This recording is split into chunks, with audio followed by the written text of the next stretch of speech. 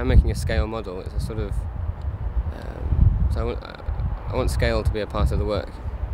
In a sense, I'm making a macrocosm of Canary Wharf, making a sort of a little economic island within an economic island. I want scale to be a sort of element of play in it, where you can see that some things on the island don't match up in terms of scale, that some things are larger than life in the model. And you should be able to see tiny, weeny little people. And I want it to be a macrocosm of the people that are on the island of Canary Wharf.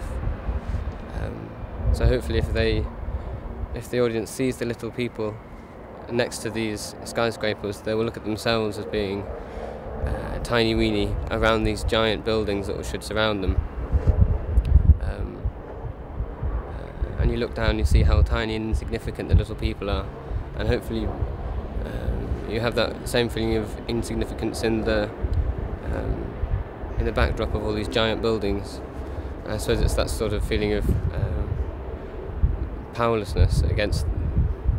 Okay, I'll talk about the process of how I made this structure, because I think that's quite interesting. I first of all got bits of topographical map off Google Earth, and then just little sections, places like sand dunes and places like hills, and just bits of everywhere really, and put them into another computer program, and stretched them and sort of warped them and made them taller until I got the shape that I wanted. Then I put it into another computer program, simplified it a lot, chopped all the bits off, turned it into sort of polygon-y shape, where it has these hard computer angles. Then I put it into another computer program, and that gave me all the different sections, the different panels, which I then printed out, then glued all the different panels bits together, and then I had my 3D shape. A lot of artists, you can see their brushstrokes, so you can see their working through it. And through this, I was using lots of different softwares and lots of different raw data to try and get my hand out of the work, so it looks like it's been, so it's not come from my own action somehow. The Titanic sinking into a pile of money, and that's a sort of the same feel that I was going for this one. It's sort of this apocalyptic sort of disaster where everyone drowns, but at the same time there's a massive class struggle, a big difference between the people who survive and the people who don't, like on Titanic. Got some pictures of crystals here. I talked about crystals in the last interview.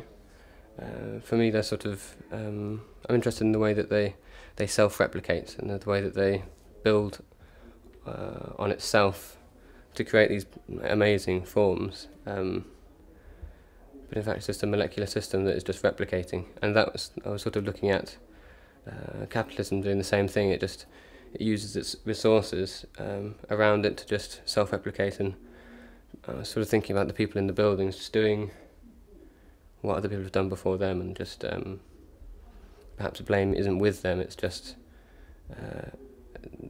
innate in the makeup of the crystal. And they also, I've been trying to make them look a bit like the Canary Wharf architecture of the skyscrapers and things like that.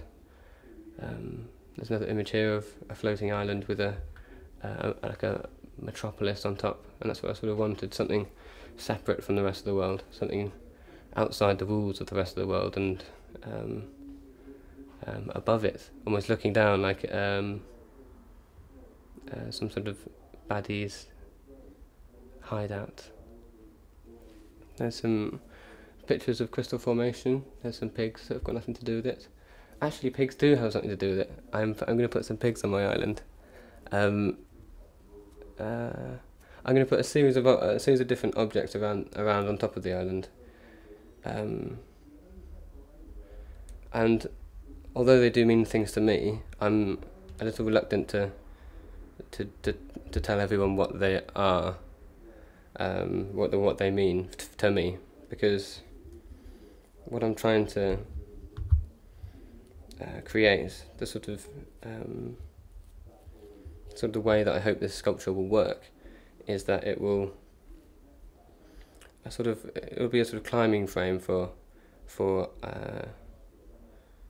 ideas. Sort of you can perhaps link up the different objects in some retrospects and not in others, and maybe it will make an incomplete picture, but it doesn't necessarily have an answer. There isn't an answer to the work. I don't want it to have a final meaning.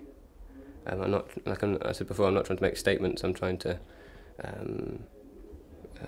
create a sort of playground for your ideas where you can come to your own conclusions, because I think often if you come to your own conclusions, they're a lot more powerful, a bit more rewarding than being told.